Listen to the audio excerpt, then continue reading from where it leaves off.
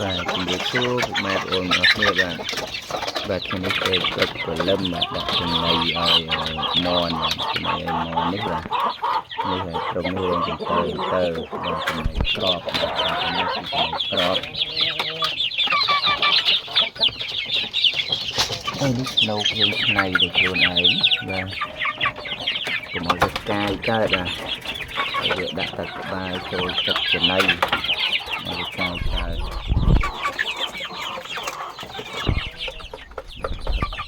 ទឹកយើងដូរថ្មីបាទញីមិនឈ្មោលបាទញីធំជាងឈ្មោលញីឆ្អឹងធំហ្នឹងនេះគឺឆ្អឹងធំហ្នឹង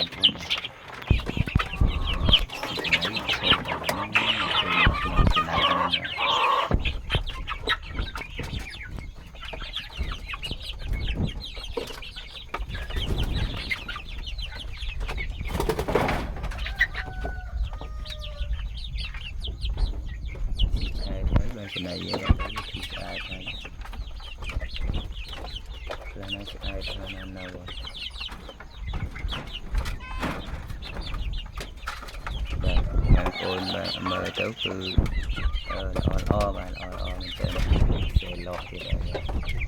សេលោហើយជើងល្មៀតហើយជើងកតុបឃុំបាទ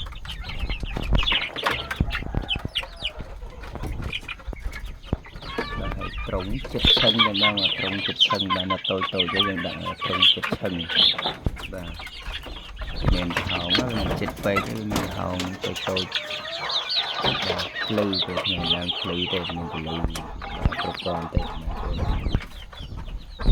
នៅពេលខាងគឺឃុំបាទប្រព័ន្ធ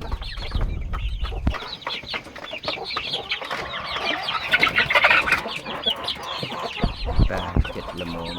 យកចេញពីត្រង់នេះហើយយកទៅដាក់ត្រង់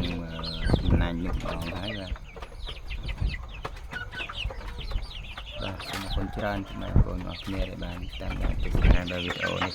តាំងពីដើមរហូតដល់ចប់បាទ